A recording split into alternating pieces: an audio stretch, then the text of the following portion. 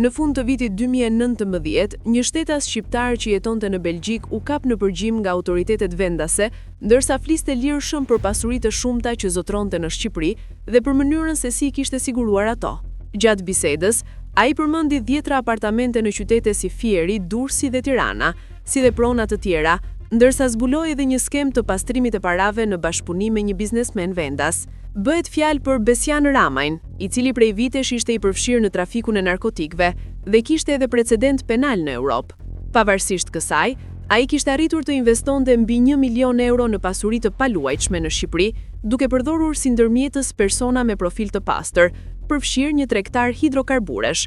Hetimet treguan se paratë përfituara nga aktiviteti kriminal futeshin në qarkullim përmes bizneseve në dukje të ligjshme dhe më pas investoheshin në prona apo transferoheshin jashtë vendit.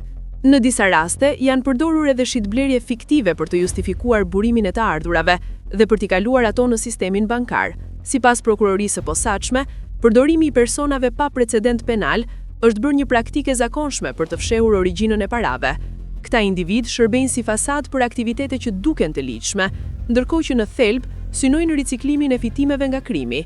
Autoritetet shqiptare kanë sekuestruar miliona euro asete të dyshuara si produkti aktiviteteve kriminale, ndërsa bashkëpunimi ndërkombëtar mbetet kyç për zbulimin dhe goditjen e këtyre skemave, gjithnjë e më të sofistikuara.